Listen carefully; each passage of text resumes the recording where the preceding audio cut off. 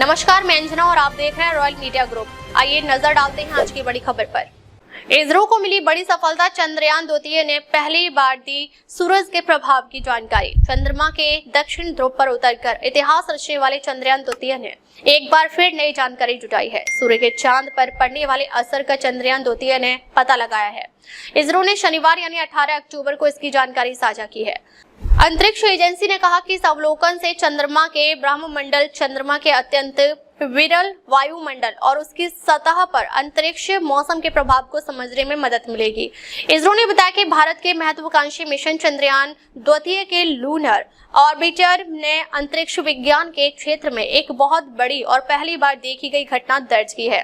चंद्रयान द्वितीय पर लगे वैज्ञानिक उपकरण चेस द्वितीय ने सूर्य से निकलने वाले कोरोनल मास इजेक्शन यानी CME के प्रभावों को चंद्रमा के ब्रह्ममंडल यानी उसके बेहद पतले वायुमंडल पर सीधे देखा है। चंद्रयान द्वितीय के अवलोकनों से पता चला है कि जब सूर्य का यह विशाल तूफान चंद्रमा से टकराया तो चंद्रमा के दिन के समय के ब्रह्ममंडल का कुल दबाव अचानक बढ़ गया।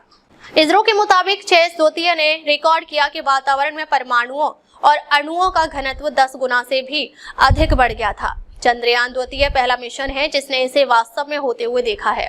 जानिए कब हुई ये घटना। यह घटना 10 मई 2024 को हुई जब सूर्य ने CME की एक श्रृंखला अंतरिक्ष में फेंकी। क्योंकि चंद्रमा के पास पृथ्वी की तरह कोई सुरक्षात्मक चुंबकीय क्षेत्र या सघन वायुमंडल नहीं है, इसलिए CME के आवेशित कण सीधे चंद्रमा की सतह पर टकराए। इन कणों के टक्कर से चंद्रमा की सतह से बड़ी संख्या में परमाणु और अणु उछलकर ब्रह्ममंडल में मुक्त हो गए, जिससे वातावरण अचानक फूल गया।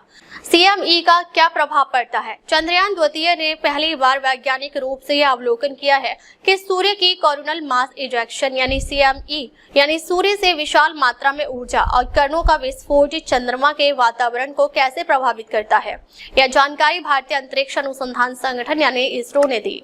कोरोनल मास इजेक्शन तब होता है जब सूर्य अपनी निर्माण सामग्री, जिसमें मुख्यतः हीलियम और हाइड्रोजन आयन होते हैं।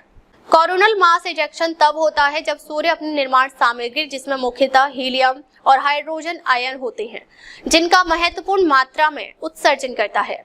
ये प्रभाव चंद्रमा पर महत्वपूर्ण है क्योंकि चंद्रमा एक वायुहीन पिंड है और वह भी किसी भी वैश्विक चुंबकीय क्षेत्र से रहित है, जिसकी उपस्थिति इसकी सतह पर सौर प्रभावों को रोक सकती थी।